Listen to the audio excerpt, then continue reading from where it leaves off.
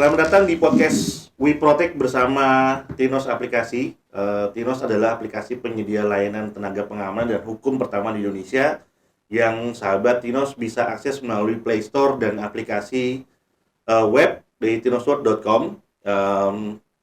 Segala hal kebutuhan teman-teman mengenai pengamanan dan hukum bisa diakses 24 jam on demand dan real time secara kebutuhan 38 provinsi untuk konsultasi dengan mitra terpercaya, terverifikasi, dan tersertifikasi kami. Nah, kesempatan hari ini kita kedatangan tamu istimewa. Saya jujur deg-degan. Walaupun sebenarnya ini sudah 3 kali podcast dengan latihan sudah cukup lumayan, tapi hari kok deg-degan gitu ya. Kita kedatangan tamu istimewa. Kalau panggilannya sebutannya Ibu Sriswari. Ibu Ari. Panggilannya Ibu Ari. Nah, kalau ada nama titel di depannya itu yang bikin deg-degan. boleh kita udah mantan. Tetap deg-degan ya. Sudah mantan. Ya, oke. Mari kita perkenalkan Ibu Ari. Silakan Ibu perkenalkan diri sedikit. Gitu. Selamat sore. Mas. Selamat sore Ibu. Saya Brigadir Jenderal Polisi Purnawirawan Sriswari. Yang kebetulan nih berkesempatan ingin berbagi cerita ya Mas. Ya. Aku manggilnya Mas siapa? Dera. Mas Dera. Ya. Nah, nih Mas Dera saya diundang. Ya, kita akan membahas hal-hal yang seputar saya lah, seputar perempuan dan anak. Memang ketika tugas 2/3 dari masa tugas saya habiskan untuk bertugas di pelayanan perempuan dan anak yang terkait dengan tentunya tindak kepolisian itu nggak jauh dari yang jahat-jahat jadi entahkah itu KDRT, entahkah itu kekerasan di ruang publik yang pasal-pasalnya KUHP, ataukah kekerasan yang terkait dengan martabat yang lebih yaitu penjualan orang, perdagangan orang. Termasuk organ ya Bu? Kalau organ sampai hari ini sebenarnya saya belum menemukan secara terbukti, tapi mungkin karena tempat kita relatif boleh saya bilang kuat ya, aspek ketika kita akan donor dan sebagainya itu kan agak ketat. Itu barangkali itu yang menyebabkan, tapi indikasi itu ada. Cuma indikasi itu justru orang kita diambil untuk dibawa keluar. Nah, itu sudah saya temukan dari 2006. 2006 itu modusnya adalah adopsi.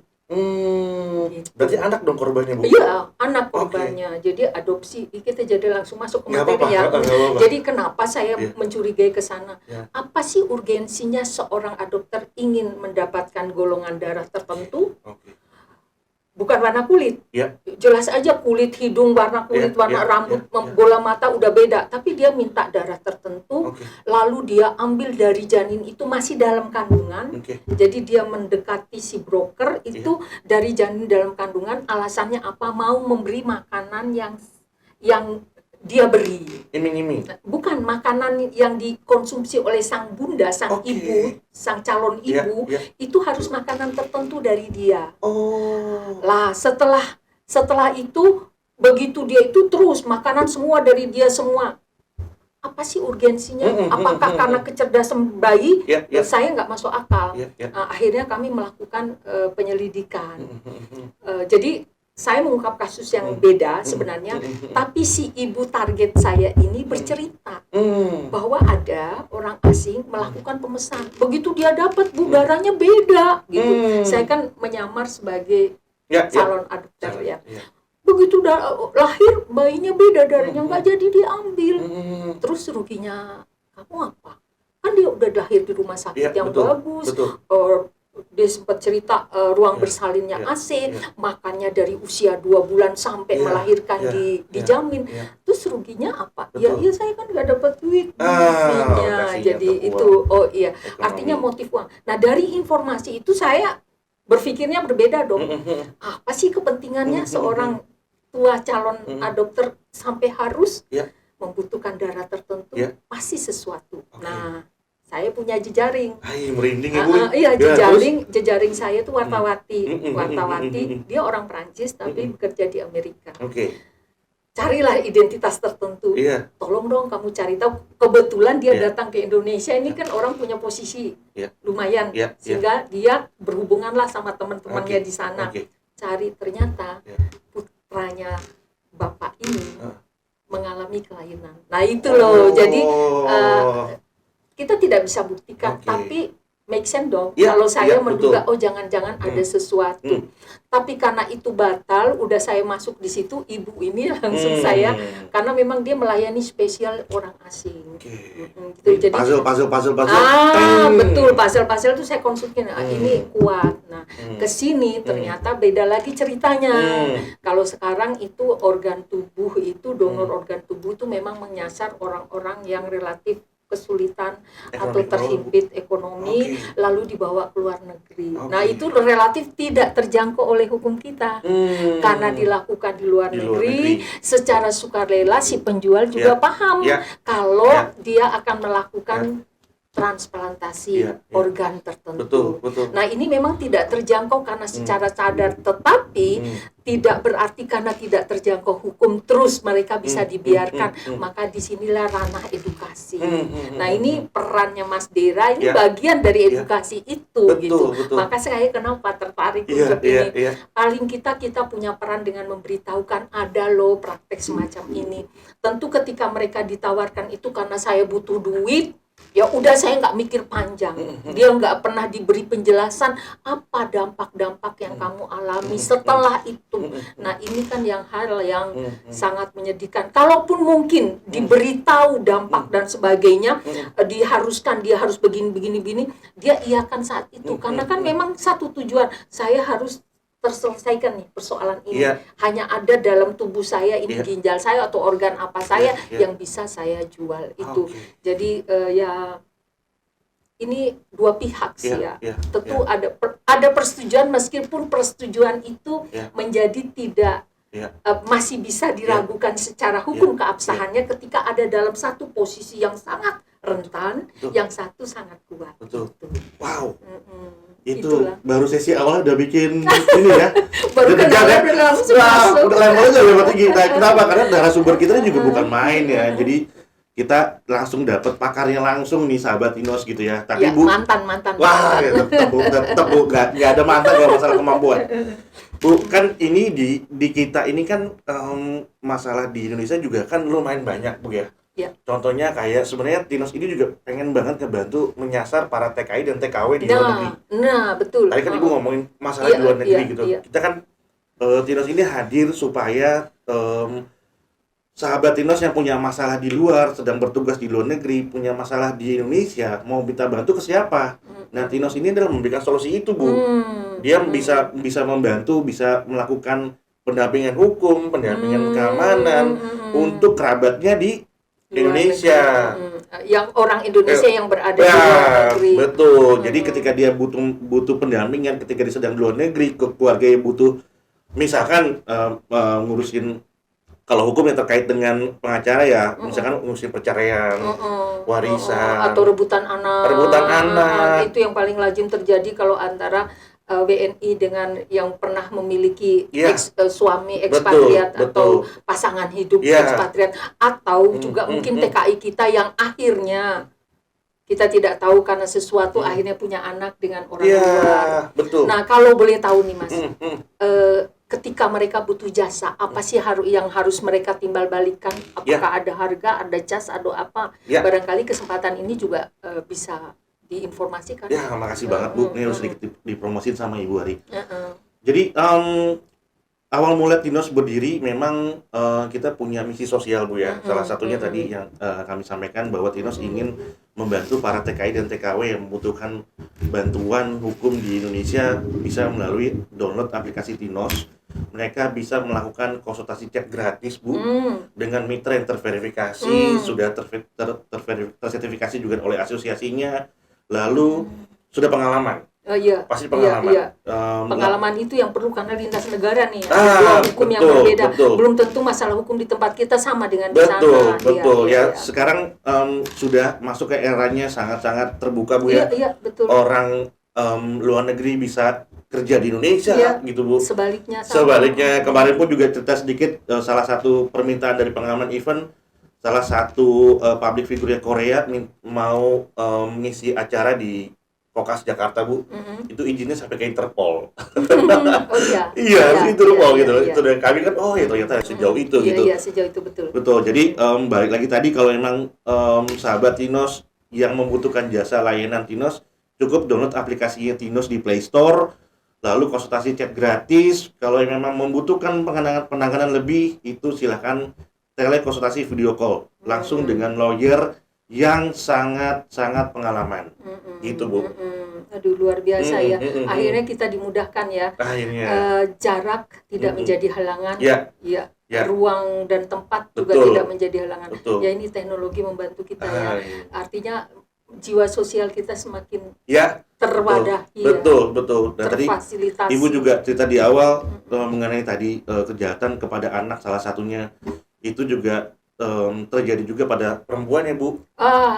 Perempuan ya. Perempuan, anak itu rentan. Rentan sekali. Kalau anak bukan hanya anak perempuan, anak laki-laki dan perempuan. Maka kalau kita bicara soal kejahatan sekarang tidak lagi didominasi untuk yang menjadi korbannya apakah jenis kelamin tertentu, tidak. Jadi kelamin perempuan, laki itu sama potensinya, peluangnya. Yang berbeda adalah posisinya. Semakin rentan dia, maka potensi dia menjadi korban kekerasan itu semakin tinggi. Nah, yang pada saat yang bersamaan mantan-mantan korban ini bisa lebih jahat loh dari pelaku yang pertama. Jadi ada rantai yang tidak terputus kalau tidak ada intervensi kita. Maka kenapa saya bisa kita bertemu Mas Dera, salah satunya itu. Paling tidak saya tidak tahu umur saya, pengabdian saya sudah selesai. Logika saya tinggal menunggu kehidupan kedua kan. Maka saya pikir hari demi hari yang diberikan, saya masih sehat, saya masih kuat. Apa alasan saya untuk menghindar? Hanya sekedar berbagi cerita, berbagi pengalaman, berbagi case-case masa lalu yang barangkali ini memberikan pembelajaran untuk rekan-rekan di luar sana. Itu sih. Jadi sekali lagi saya ingin ingin menyampaikan, Indonesia sendiri kalau dari produk hukum kita tuh sudah cukup maju. Contoh ya, kekerasan seksual belakangan. Undang-Undang nomor 12 tahun 2022 kalau nggak salah ya. Nah itu bagaimana hukum fungsinya salah satu alat atau instrumen untuk membangun peradaban. Instrumen rekayasa sosial. Pemerintah melalui hukumnya ingin membangun peradaban. Peradaban yang ke depan itu dulu kalau Mas Dera bercanda sama teman-teman cewek godain kita. Sekarang nggak bisa lagi Mas Tinos. Begitu saya nggak nyaman, Mas Tinos kita sama-sama SMP umpamanya. Terus kemudian, cewek godain kita dong. Kalau saya nggak nyaman, saya bisa loh ngomongin. Saya lapor, saya nggak nyaman tuh.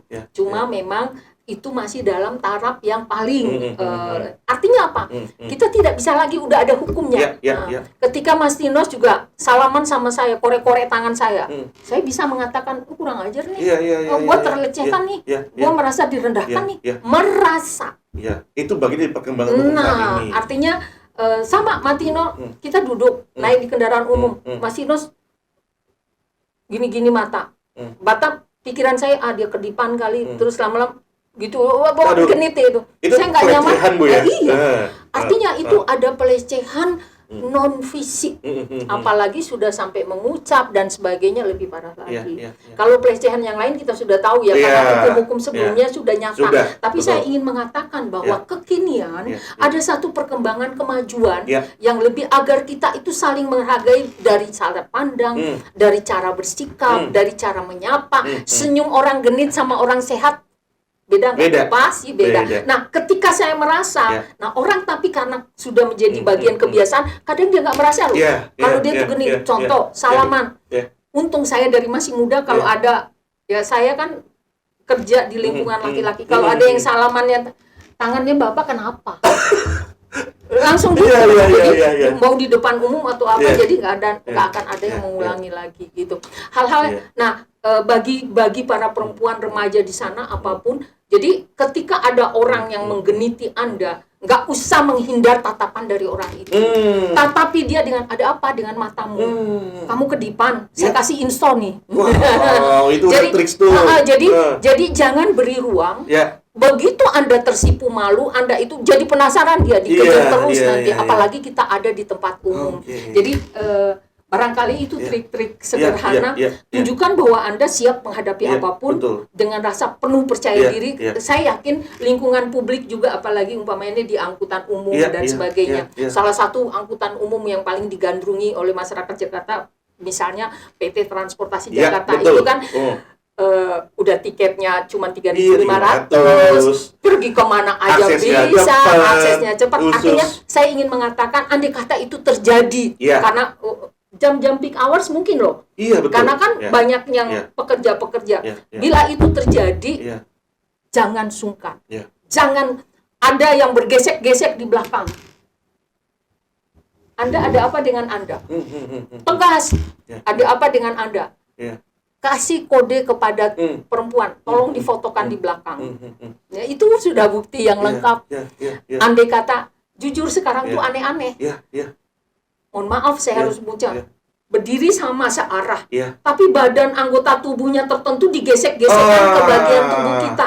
Dan itu bukan hanya laki-laki terhadap perempuan, perempuan terhadap laki-laki, laki-laki terhadap laki-laki, perempuan terhadap perempuan loh. Aneh kan? Kalau dulu di awal-awal dulu kita terbatas ketika bicara soal pelecehan seksual, kita terbatas laki perempuan, perempuan atau laki-laki. Itu sekarang enggak. Makin luas jangkauannya. Nah, artinya undang-undang pelecehan seksual, anti pelecehan seksual itu menjangkau itu semua.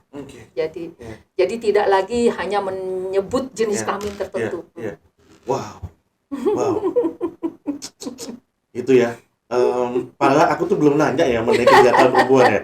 Tapi Ibu bantuin aku untuk menjawab banyak pertanyaan. Memang Bu, kalau bicara kejahatan ini kadang kita nggak pernah tahu datang dari mana. Betul. Kapan? Kapan? Dari siapa? Dan salah satu hikmah ketika aku dapetin nonton film Joker, Bu, film Batman, Joker tuh sebenarnya adalah orang baik. Dia kenapa jahat? Karena dia adalah orang baik yang menjadi korban. Akhirnya jadi jahat. Wah, itu artinya ya kejahatan tuh bisa muncul dari mana aja. Sebenarnya itulah Thanos muncul. Barangkali untuk rekan-rekan di luar sana yang mantan korban, sadarlah bahwa Anda juga ada satu posisi, entah itu Anda berada dalam kondisi apa, rasa dendam Anda muncul tanpa Anda mampu mengendalikan, akhirnya Anda berubah menjadi pribadi yang berbeda dengan Anda sebelumnya. Nah, barangkali di situ saat Anda menjadi berbeda, asing dengan sendiri, nah konsultasikan. Betul. Kan ini semua jasa kan, ada psikologi, ada apa dengan saya? Tolong peka pada diri sendiri. Siapa lagi yang melindungi kita kalau bukan kita? Kita tidak bisa berharap pada orang lain. Ketika Anda asing dengan diri, kenapa saya jadi begini ya? Saya sekarang, kenapa gue jadi sensitif? Bukan gue tuh. Nah, saya selalu menciptakan dua pribadi dalam diri saya. Satu pribadi yang sangat logik, yang mengingatkan pribadi saya yang baper. Di usia tua, kamu power syndrome ya? Kamu sensi banget sih. Gue kagak boleh sensi. Gue berdiskusi. Nah, rekan-rekan di luar sana, barangkali Anda pada suatu ketika pernah mengalami hal-hal yang sangat tidak menyenangkan, bahkan itu tersimpan pada usia-usia Anda yang masih sangat remaja, sangat muda, sangat belia, itu tersimpan dalam memori Anda. Pada suatu ketika itu dipantik oleh hal kecil, itu bisa memunculkan Anda yang lebih sadis dari itu. Nah, itu pada pribadi-pribadi tertentu harus sadar itu. Loh, kok saya jadi berbeda ya? Jangan-jangan masa lalu saya tadi mengkooptasi alam sadar saya menjadi di bawah sadar saya, sehingga saya menjelma menjadi bermetamorfosis menjadi orang lain yang bukan Anda loh itu sebenarnya. Nah, itu Anda butuh orang lain untuk menyentuh Anda. Ada suatu ketika umpamanya saya disakiti oleh seseorang, oleh teman, saya menghindar. Ketemu lagi orang yang begitu. Saya lebih kasar gitu. Tiba-tiba suami, kok kalimatnya aneh ya. Nah, itu kan kok nggak pernah, kok nggak pernah ada apa, gitu. Nah itulah pasangan hidup itu. Kok ini kalimat yang dipakai kok berbeda, seperti tidak, bukan dirimu yang saya kenal, gitu. Nah ini butuhnya teman juga. Jadi teman dekat. Kenapa kamu jadi sensi? Ada apa? Cerita aja. Jadi hal-hal yang kayak gini nih menjadi kita perlu. Makanya Tinos menurut saya ini teman hidup. Teman hidup, betul. Teman hidup. Betul. Artinya ketika Anda barangkali tidak percaya lagi sama orang lain, Tinos tidak mengenal Anda. Yang dikenal hanyalah masalah Anda. Betul. Persoalan hidup Anda. Maka jujur, saya malah jadi tertarik, gue bisa jadi ininya Tinos gitu loh. Mitranya Tinos. Itu artinya memang kehidupan ini sungguh kompleks. Betul. Banyak hal yang di luar jangkauan pikiran kita. Betul, Bu. Tetapi pada saat yang sama sebenarnya tersedia aneka hal, aneka wahana, aneka instrumen yang sebenarnya bisa membantu kita ketika kita tahu. Maka disitulah kita membutuhkan rasa ingin tahu yang terus menerus. Nah, mudah-mudahan pertemuan kita siang ini walaupun hanya sedikit, walaupun ibarat sebutir pasir di laut, tapi bisa memberi informasi kepada teman-teman di luar sana. Self reminder ini juga langsung kena jadi wah saya harus banyak mengenal diri sendiri, Bu. Betul harus lebih mengenal diri sendiri. Betul itu. Tadi ngobrol di belakang mengenai kejahatan pada perempuan, salah satunya ketika sahabat Tinos perempuan atau wanita khususnya ketika pulang malam, misalkan tiba-tiba di perjalanan pulang bannya bocor, Bu. Iya, bannya bocor, tiba-tiba ada orang yang menawarkan jasa baik. Jasa baik. Terkadang kita sulit dalam kondisi seperti itu, sulit membedakan mana yang baik sungguh-sungguh atau mana yang cuman bunglon. Iya, betul. Tetapi sini nih. Andai kata aku jadi teringat masa lalu nih. Saya pernah bermimpi, pernah bermimpi suatu ketika kita tuh membuat aplikasi gitu, aplikasi sampai saya itu keluarin nama nih Women in Danger. Jadi wonder gitu. Wonder gitu. Tapi ternyata tidak mudah, Mas. Apa Tinos punya itu? Punya. Punya. Jadi kalau misalkan ketika kasus tadi misalkan ketika di jalan terus kena ban bocor, bisa jadi bocornya pun juga karena tidak kriminal. Disengaja kena umpan. Tadi Bu Ari sampaikan tiba-tiba ya kita nggak tahu itu orang bunglonnya kayak gimana, mau hijau mau hitam mau putih kita nggak tahu, Bu, gitu. Tindak pertama yang harus dilakukan sama sahabat Tinos kalau sudah mengenal Tinos, segera order tenaga pengamanan untuk mengamankan kejadian hari itu juga. Mohon maaf, gratis apa ora kuwi? Murah, Bu. Murah ya. Terjangkau. Untuk 3 jam hanya 180.000. Nah, tuh rekan-rekan, tuh bisa langsung terlayani dekat itu. Langsung. Umpamanya saya butuh di jalan ini. Itu. Begitu saya apa yang harus saya lakukan? Download aplikasinya, langsung order sekian menit. Mitra kami yang terdekat dari user yang membutuhkan itu langsung mendampingi, Bu. Ya Allah, luar biasa. Langsung mendampingi. Yakin ya itu bisa cepat terlayani di langsung situ? Terlayani. Itu dekat. Di mana saja daerahnya, jangkauannya? Ya, karena tadi untuk hal ini masih area Jakarta, Bu. Karena ketika kita, kalau saya polisinya ini langsung berpikir, berarti Tinos sudah mempunyai banyak sekali tenaga-tenaga yang sudah tersebar di titik-titik Jakarta. Jakarta segini luasnya loh ya. Jakarta, artinya apa? Orang-orang itu sudah terverifikasi, jangan sampai kan yang menjadi kendala kan selalu itu. Apakah benar-benar nih pengaman atau yang dari mulut singa masuk ke mulut harimau gitu loh. Jadi spill dikit, Bu, mitra-mitra tenaga pengaman Tinos adalah purna anggota TNI maupun Polri, maupun atlet yang punya sabuk hitam. Ataupun sipil security satpam yang sudah punya garda pertama. Sudah pasti terverifikasi juga. Yang satu pasti bisa melakukan tindakan pertama. Nah, kejahatan-kejahatan semacam itu sebenarnya tidak membutuhkan orang yang terlalu qualified. Yang penting ada orang lain sebagai saksi hidup, dia pasti udah nge-pair. Betul. Benar. Artinya apa? Itu mimpi saya dulu, Mas. Barangkali sudah wujud di Tinos. Berarti mimpi gue udah tersampai. Artinya begitu saya nggak aman ya. Saya jalan kok diikuti oleh seseorang. Kok diikuti oleh seseorang ini seseorang ini aku nggak nyaman aja. feeling, intuisi, nggak pernah bohong tuh kadang. Punya cara Iya. untuk melindungi kita. Nah, cuma kita tuh waspada nggak sih? Kadang-kadang Peduli. mengabaikan. Nah, itu Iya, iya. feeling, Iya. entahlah itu. Ini kok nggak nyaman ya, kok nggak ini ya. Nah, itu saat itu barangkali ya memang harus lebih lagi aware dan kita punya bumper, buffer untuk ini ya. Betul banget. Tinos memang ya, saya jujur nih pemirsa, mohon maaf, saya tidak merancang, kami tidak merancang rencana untuk ini, tapi karena memang punya satu chemistry sama ketertarikannya ya, akhirnya udah saling seolah-olah kita desain, padahal enggak loh. Ini sama sekali enggak. Dadakan, enggak ada desain bahwa ini untuk spontan aja ini terjadi.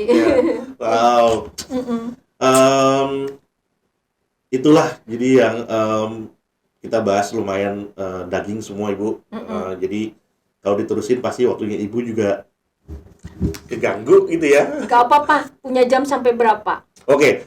1 jam lagi boleh? Boleh. Nah, kita masuk ke sesi kedua ya, mengenai 2/3-nya peran Ibu waktu di kedinasan. Ya, 2/3 dari waktu saya di kedinasan kebetulan saya istilahnya dapat bagian tugas di reserse. Nah, entah bagaimana ceritanya, selesai jadi Kapolsek Bandara itu saya langsung memfokuskan diri, memang awalnya penempatan. Nah, tapi saya tertarik dengan tugas itu. Penempatan saya waktu itu di remaja anak, menangani remaja anak dan wanita yang sekarang disebut Renakta. Salah satu bagian komponennya itu adalah PPA, unit PPA, unit pelayanan perempuan dan anak gitu ya. Nah, itu berketerusan tuh, berkepanjangan sampai ketika baru pangkat kapten itu sudah menjadi tim penyusun undang-undang, pangkat mayor tim penyusun undang-undang perlindungan anak, undang-undang PKDRT, undang-undang pemberantasan tindak pidana perdagangan orang gitu ya. Nah, sudah undang-undang perlindungan warga negara Indonesia yang ditempatkan ke luar negeri menjadi TKI, yang sekarang berubah nama menjadi buruh migran. Entahlah, mungkin memang sudah skenario yang maha kuasa saya ada di sana, sehingga saya menjiwai sekali tugas-tugas seperti itu. Dan kebetulan selama penugasan itu saya mengambil job-job yang sulit dijangkau oleh teman-teman, karena kebetulan juga gara-gara pernah di bandara saya mengenal beberapa teman-teman LSM asing. Nah, mereka lah yang memperantarai saya zaman 2024 sampai 2010 itu atau 2007 lah. 2007 itu jujur anggaran kita itu belum sampai ke luar negeri, Mas, untuk menyidik kasus. Kasus masih dalam aja. Nah, kasus yang menarik yang perlu saya ceritakan adalah ketika saya dihubungi oleh Women Center Tokyo. Itu LSM di Tokyo, Bu ya? LSM di Tokyo itu ada Women Center di Tokyo menyampaikan kepada saya. Jadi udah melalui orang, jadilah kita email-emailan. Email-emailan.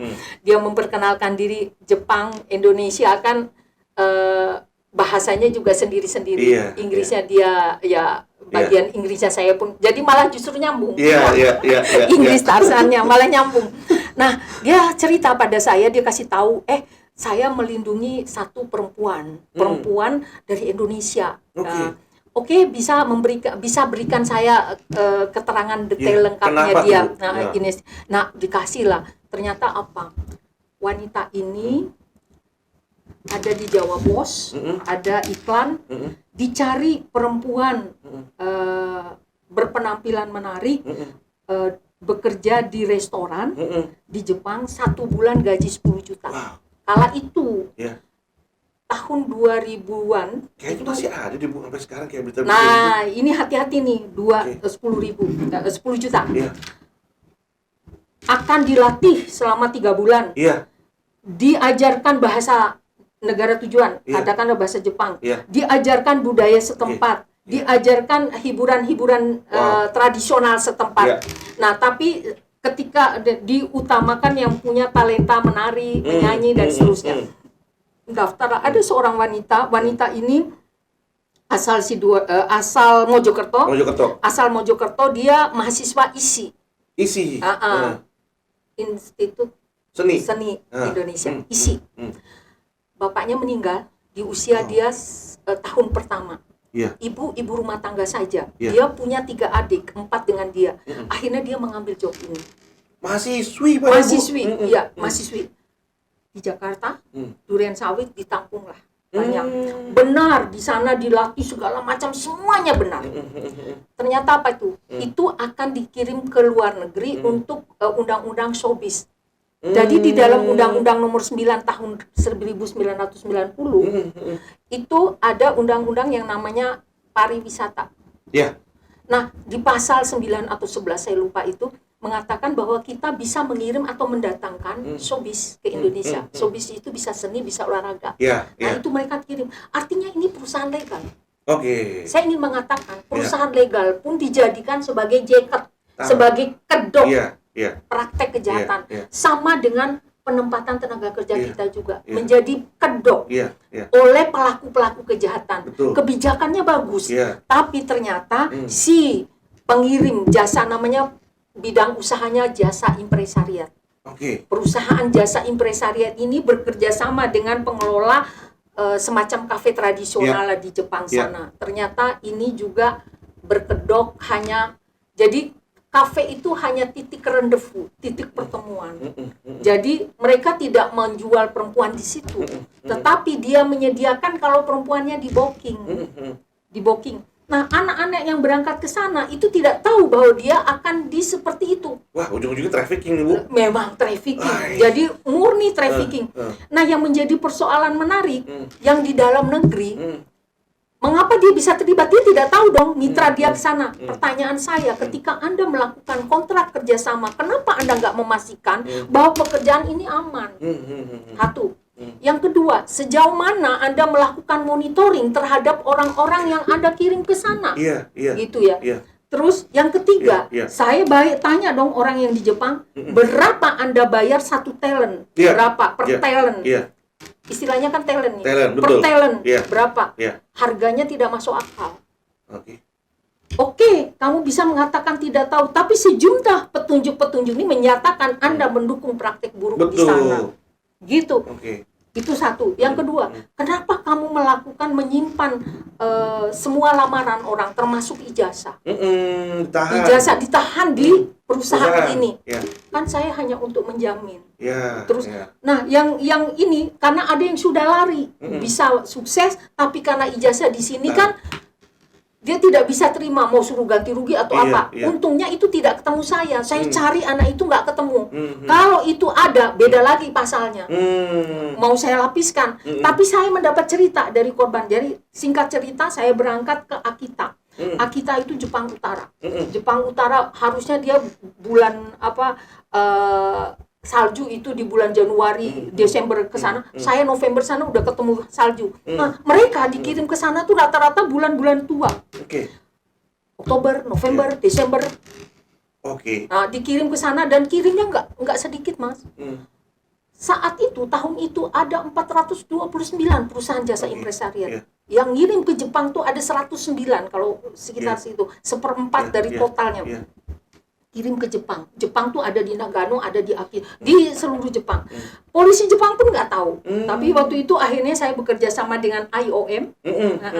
IOM punya program repatriasi korban. Oke dong, korban saya udah tahu dapat dari Women Center, tolong yang namanya korban ini tidak mau berbicara sama saya. Why? Kenapa? Karena di tiap saat di kantor saya waktu di Jakarta, di Durian Sawit itu ada polisi kok. Artinya apa? Ada polisi Babin Kamtipmas, ada apa? Benci deh sama polisi. Jadi pengertian dia, aku memang di traffic sengaja gitu loh. Jadi trauma. Jadi dia nggak mau ketemu saya. Nggak apa-apa. Isu dia jadinya. Nggak apa-apa. Saya bilang nggak apa-apa, dia nggak mau ketemu. Tolong gali informasi. Saya hanya ingin mendapatkan alamat dia yang di Jakarta itu ditampung di mana. Akhirnya suatu ketika saya bisa mengungkap itu semua sampai menemukan ijazahnya. Saya hanya ingin memastikan apa benar. Tersebut nama korban. Korban A ini benar di situ.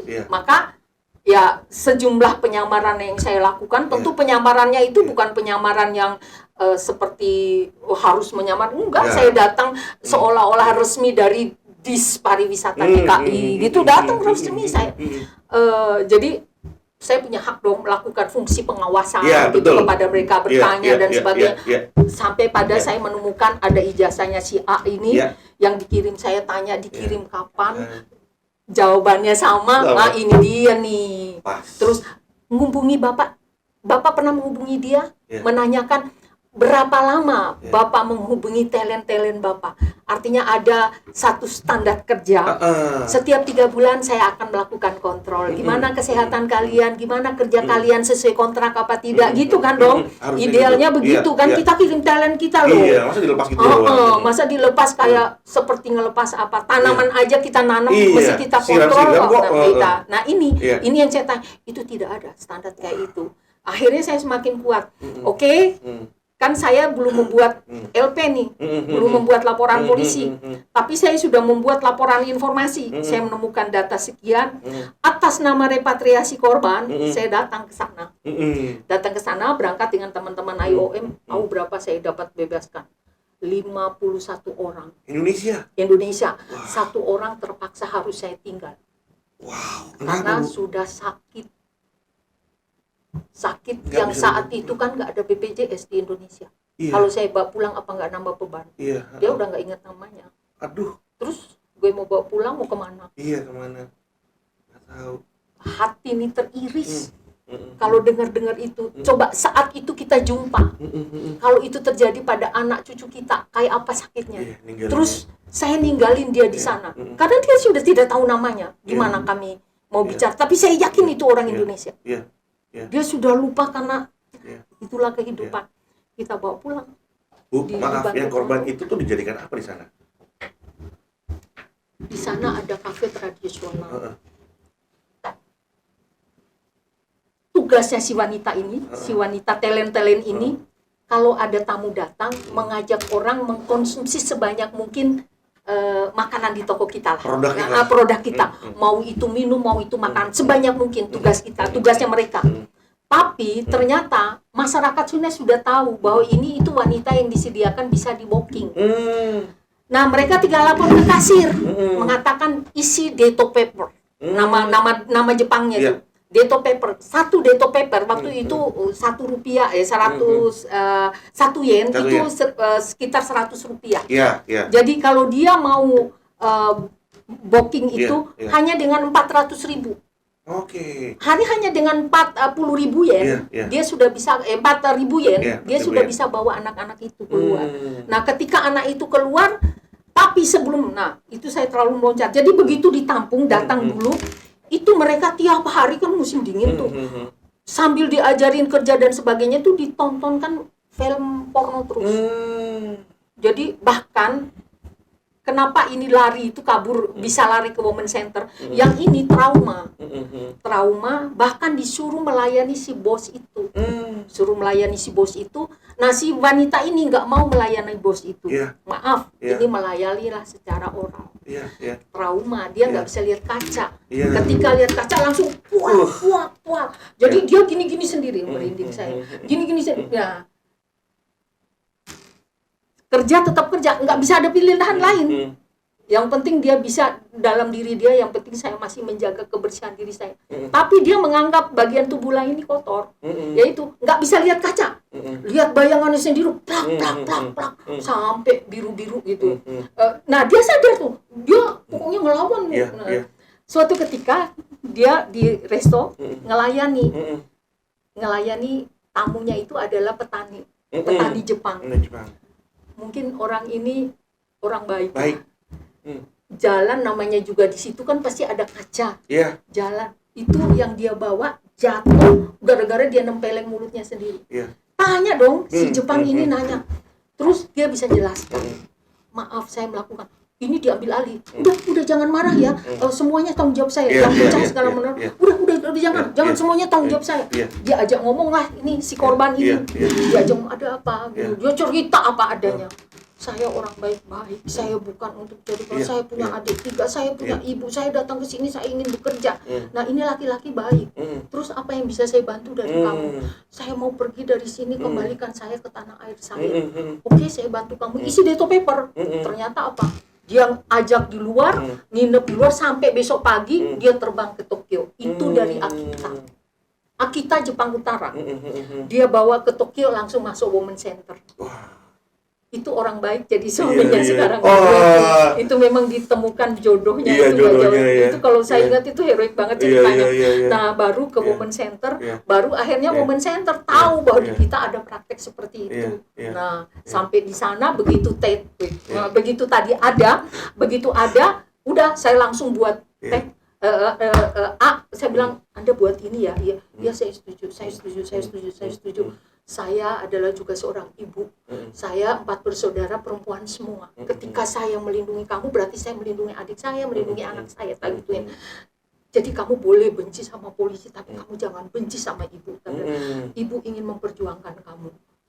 Akhirnya saya di kedutaan lapor dan sebagainya. Saya buat LP di situ. Saya bekerja sama dengan polisi Jepang. Luar biasa, saya disupport penuh dan dia membantu. Terima kasih, kami sudah dibantu. Kami juga tidak tahu kalau ada praktik-praktik terselubung seperti ini. Akibat Akita, saya bisa membuka kasus baru lagi di Nagano. Nagano itu Jepang Tengah. Baru aku mau nanya, ini fenomena hanya satu aja? Enggak. Apa ternyata fenomena gunung es? Gunung es. Jadi akhirnya saya pikir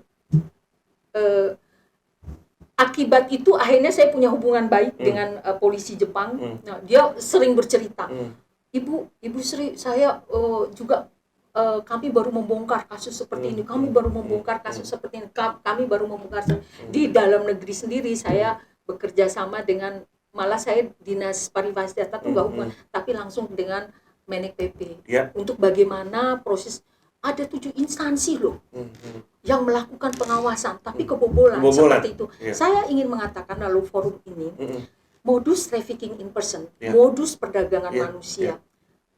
Jadi perdagangan manusia dan penyelundupan orang ini mirip, tapi tidak sama.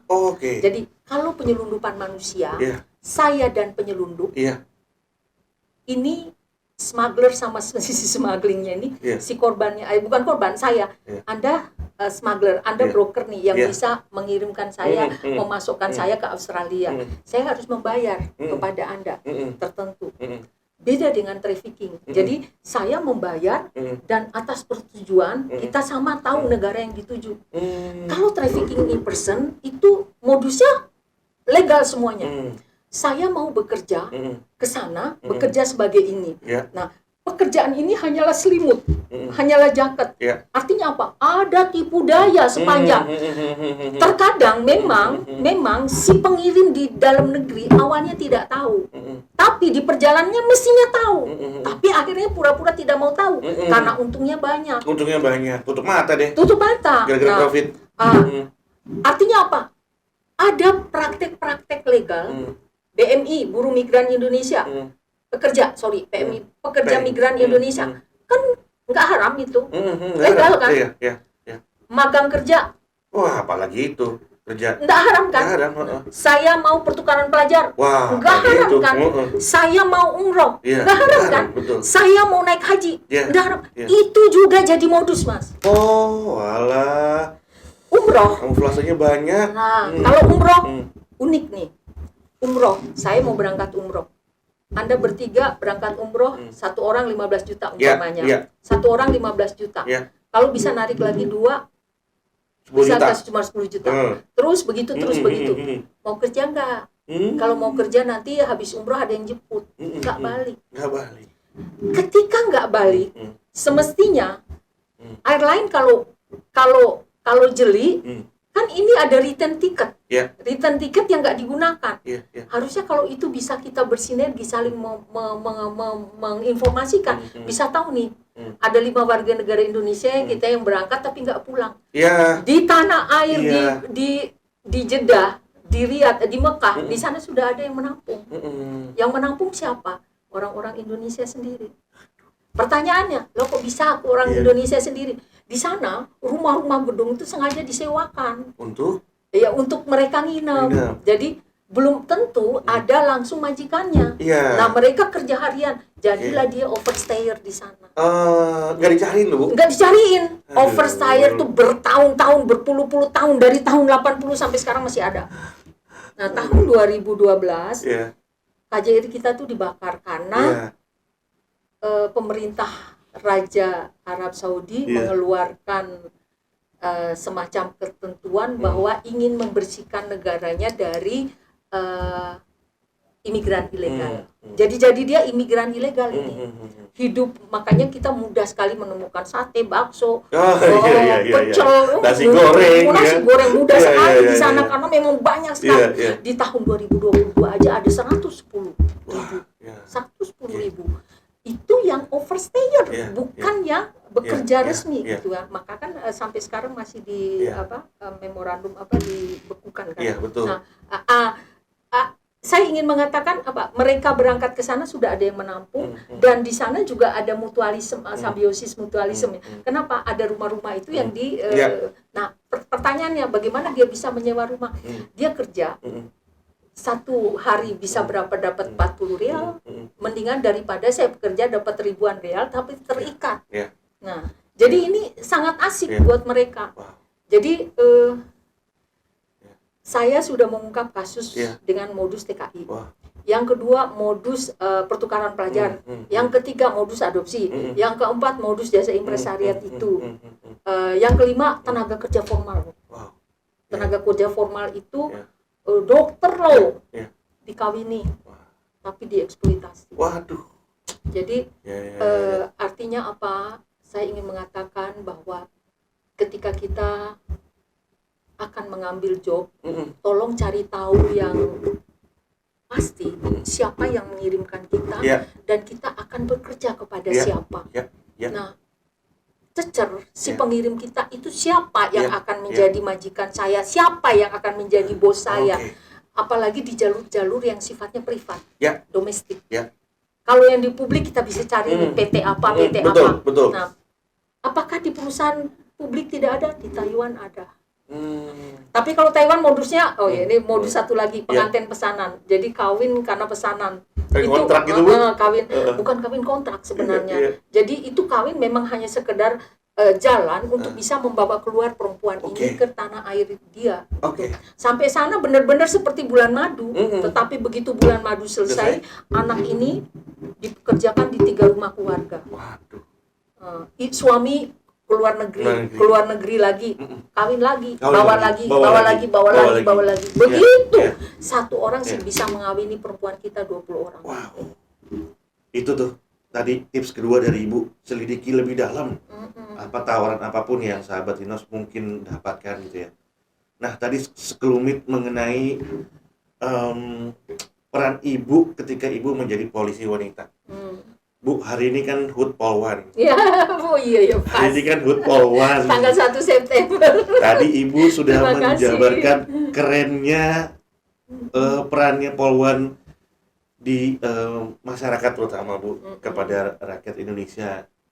Saya deg-degan ini saking senangnya ketemu Ibu, dengar cerita tadi Ibu. Rasanya saya mau bilang makasih gitu, Bu ya.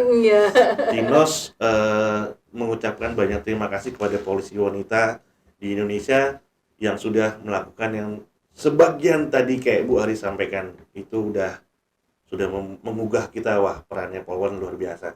Bu, kalau misalkan saya mau tanya apa yang ingin Ibu sampaikan di Hari Polwan ini, Bu? Saya bilang pertama saya ingin mengucapkan selamat ulang tahun kepada diri saya sendiri. Walaupun saya mantan, tapi saya tetap merasa diri bahwa sampai hari ini saya harus menjadi polisi wanita Republik Indonesia. Why? Jabatan pangkat itu memang semasa dinas, tetapi jiwa saya tetap polisi wanita. Artinya selamat ulang tahun kepada rekan-rekan, ulang tahun yang ke-75 untuk Polwan Republik Indonesia. Saya hanya ingin mengatakan tugas sebagai polisi itu adalah tugas mulia ketika itu kita songsong dengan hati. itulah wahana kita bisa mengabdi lebih banyak, menjadikan manusia sebagai manusia, menjadikan diri kita lebih manusia dari yang sekedar kita mimpikan, gitu ya, dari yang sekedar kita bayangkan. Kita bisa menolong orang-orang dalam kesusahan, kita bisa mengajak mereka-mereka yang tidak tahu menjadi tahu, mereka yang tidak berdaya menjadi lebih berdaya untuk dirinya, untuk keluarganya. Saya mungkin agak sedikit melankolis ya, melankolis ya. Ketika Anda memberdayakan satu perempuan, maka Anda memberdayakan satu pangkat 10. Satu pangkat 10 ya tetap satu ya. Iya. Enggak, pokoknya jumlah pangkat 10. Kenapa? Kalau Anda memberdayakan 2 orang perempuan, maka Anda tidak hanya memberdayakan mereka.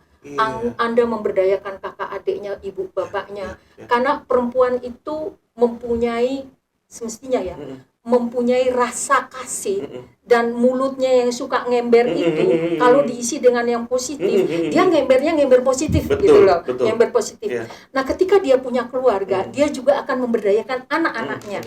Dengan dia punya keluarga, dia akan memberdayakan suaminya. Suami bukan diberdaya dalam arti ekonomi tidak berdaya, enggak, memberdayakan dengan pengetahuan-pengetahuan yang baru, dengan kemanusiaan-kemanusiaan yang baru, gitu loh. Kemanusiaan-kemanusiaan tadi belum ada, Pak. Di luar sana tuh ada begini-begini loh. Yang tadi suami tidak sensitif menjadi lebih sensitif, gitu ya. Saya ingin mengatakan kualitas maskulinnya laki-laki itu ketika hormon femininnya juga tinggi, gitu loh. Kami akan menjadi sifat keibuan sangat ketika kami menjadi punya maskulinitas yang tinggi. Contoh, ketika saya ditinggal, amit-amit coba baik, suatu ketika ada perempuan yang ditinggal oleh suami. Kalau dia cuma hanya nangis doang, itu feminin kan? Biasanya dia tidak akan nangis ketika dia, aku sudah sendiri, anakku ada 3, maka aku harus kuat. Maskulinnya tuh tumbuh lebih dari suaminya. Dan disitulah keibuannya dia. Keibuannya dulu bukan air mata lagi di sini, tapi ketegaran dia, ketangguhan dia, kreativitas dia, disitulah maskulinitasnya dia muncul. Sebaliknya dengan bapak, begitu juga. Kebapaannya akan muncul bukan karena dia maconya, tapi karena dia mampu melindungi keluarganya. Bukan karena maco, karena pandai berantem, karena pandai menendang, bukan. Tapi karena keterpanggilannya dia untuk bertanggung jawab melindungi keluarganya. Di situ itu kan sifat feminin. Tapi ketika perlindungan itu dikemas dalam feminisme, jadi bapak yang lembut, bapak yang bijak, bapak yang penuh kasih, bapak yang penuh perhatian, dan seterusnya. Artinya peluang Indonesia, ruang pengabdian kita sebenarnya terbuka luas. Bukan hanya ketika Anda bertugas, never ending. Sampai selama hayat di kandung badan. Selamat ulang tahun rekan-rekan semua. Makasih Ibu. Saya sungguh salut. Saya seolah menemukan habitat baru. Ternyata ada ya, aplikasi itu kan mereka-mereka yang kerja di teknologi itu kan orang-orang yang cemerlang, orang-orang yang kreatif, orang-orang ternyata mereka mendedikasikan hidupnya untuk hal-hal yang sifatnya tidak melulu duit, tapi untuk bagaimana memanusiakan manusia menjadi lebih manusia, bagaimana menjadi berarti, tidak hanya sebatas lingkupan orang-orang terdekat, tapi dengan orang-orang yang tidak dekat dengan kita, orang-orang yang dalam kesusahan, orang-orang yang ada di luar, orang-orang yang butuh. Aku luar biasa, jujur, aku luar biasa. Saya nggak perlu menggapai mimpi itu sendiri, tapi Tino sudah memberikan itu. Sudah, saya baru tahu hari ini. Saya sempat dikasih tahu sama Mas Ipung tentang Tinos, tapi karena kesibukan saya nggak sempat buka. Jujur saya nggak sempat buka. Tapi hari ini membuka mata hati saya bahwa sebenarnya kalau mau menjadi manusia yang berarti itu tidak sulit ya. Dan wahana kita sudah banyak. Wadah kita sudah cukup banyak. Sekarang tinggal kita tahu nggak ada atau itu. Maka saya pada kesempatan ini semoga Tinos menjadi lebih berkiprah, menjadi lebih bermakna, lebih banyak orang yang mengetahui, lebih banyak orang yang menggunakan jasanya, sehingga alat yang sudah dibuat begini canggih sudah mampu menjaring banyak orang, walaupun tadi katanya ada di hal-hal yang tertentu itu membutuhkan 3 jam 180.000. Menurut saya harga yang memang sangat terjangkau, karena ketika orang membantu kita kan ada sesuatu yang ditinggal ya. Barangkali nanti kalau membutuhkan pengacara dan sebagainya, saya pikir juga ini menjauh lebih murah gitu ya. Jauh lebih murah dan bisa langsung berbicara ketika kita sanggup ya kita sanggup, ketika kita katakan tidak sanggup, saya yakin hati kita semua berbicara, apalagi tahu kesusahan yang kita alami. Tinos, selamat berjuang. Terima Saya kasih, Bu. pikir Ya. tantangan ke depan makin kejahatan tidak mengenali batas. Perbuatan jahat juga tidak mengenal, tidak ada batas ruang, tidak ada batas waktu, tidak ada batas-batas sasaran atau korban. Mau yang mapan, mau yang tidak mapan, mau yang rentan, tetap. Ya. Terima Terima kasih rekan-rekan. banyak Ibu supportnya. Terima Ya. kasih juga atas kehadiran hari ini. Sahabat Tinos, saya banyak tergugah, banyak terharunya, banyak merindingnya tadi. Wow, hari ini saya self reminder banget buat saya. Semoga kesempatan hari ini informasi yang tadi Ibu Ari sudah sampaikan menjadi suatu hal yang bermanfaat bagi sahabat Tinos. Dan jikalau memang harus membutuhkan Tinos, jangan lupa download aplikasi Tinos melalui Play Store sekarang juga. Terima kasih Ibu atas kehadiran hari ini. Sampai jumpa. Selamat berwawan. Terima kasih. Ya, mari teman-teman, sahabat Tinos, kami berpamit. Sampai jumpa di kesempatan lainnya. Terima kasih Bu. Sama-sama.